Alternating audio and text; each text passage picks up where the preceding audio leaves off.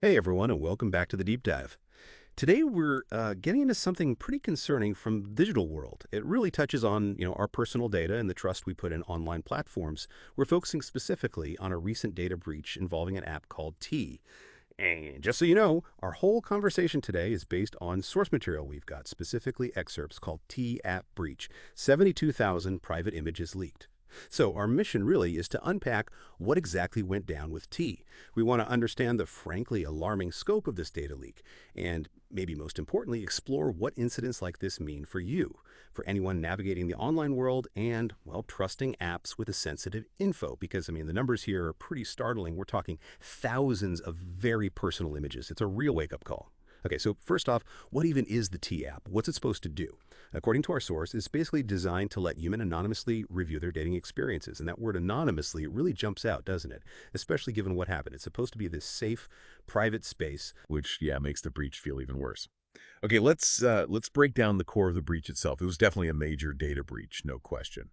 And the source mentions it specifically hit what they call a legacy storage system. Right, and that term legacy system is quite telling. It often means older infrastructure, maybe not patched, maybe not monitored as closely as newer systems, basically potentially more vulnerable. Makes sense. So the overall number leaked. It's huge. Over 72,000 images. 72,000, it's a staggering figure. And not just any images, right? They break it down. 13,000 ID verification photos. Think like driver's licenses, passports maybe. Exactly, the kind of thing you upload thinking it's securely handled for verification, then hopefully deleted or protected. And then another, 59,000 images? Yeah. From posts, comments, even private messages within the app. Yes, images shared within the app's ecosystem. Conversations, user-generated content, very personal stuff. And how did this all get discovered, the report says? 4chan. Yeah, it seems the data surfaced, at least briefly, in a thread on 4chan, which is unfortunately a common way these kinds of sensitive, leaked data sets sometimes appear. It's known for that sort of thing. Wow. Okay, so images leak, but what about other data? Well, and this is fascinating and quite important context. The source is very clear that no emails or phone numbers were part of this leak. Okay, so just images. Is that better, worse, different? It's different. It doesn't necessarily mean less damaging, just different risks. See, without emails or phone numbers, maybe the usual mass phishing attacks are less likely. But with images, especially ID photos and potentially private message content, you're looking at risks like highly targeted social engineering, maybe even deepfake creation using those faces.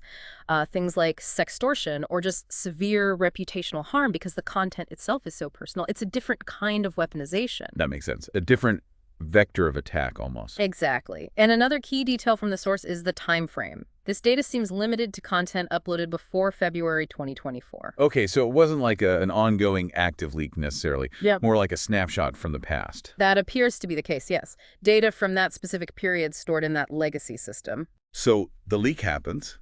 It gets exposed. What did the company, do? How did they respond?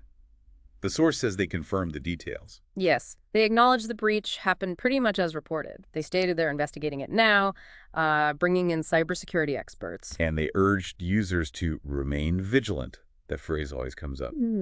But what does remaining vigilant actually mean for someone whose ID photo might now be out there? Is that really enough? That's a really critical question, isn't it? Remaining vigilant here is, well, it's more than just changing your password. For the users directly affected, it means being hyper-aware of potential identity theft, especially with those IDs exposed. It means watching their online accounts like a hawk for anything unusual, being incredibly suspicious of messages or contacts they don't recognize.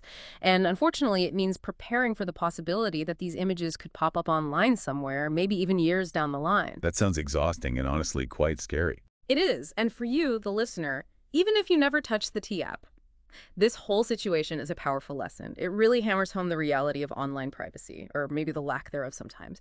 Every photo we upload, every bit of info we share, it goes into a system. And frankly, every system has potential weaknesses. No system is perfectly impenetrable. So this breach kind of forces us to ask ourselves hard questions about what we share, where we put it, especially when a platform's whole selling point is anonymity. Right. So wrapping up our deep dive on this T-app breach, key takeaways. Over 72,000 sensitive images leaked. That includes thousands of crucial ID photos and private message content and came out via a 4chan thread. And while emails and phone numbers weren't directly involved, the impact on privacy, on trust, it's huge. Especially, like you said, for an app that built its identity around being anonymous. It just really highlights how vital it is to understand or at least question beta security promises, even when anonymity seems guaranteed. Absolutely. And thinking about this T app situation, it really leaves us with a bigger, maybe unsettling question for everyone. If an app that promises anonymity, that requires you to upload your ID for verification, if that app can have 72,000 personal images leaked from some legacy system onto a place like 4chan, then what does anonymity or privacy truly mean in this digital age? When your face, your ID, your private moments, when they can be stored, potentially leaved exposed in ways you never imagined, totally outside your control, it really makes you pause and think, doesn't it? How much trust can we or should we place in these platforms? And how do we actually stay vigilant when our personal images might live on digitally long after we intended them to? Something to really consider.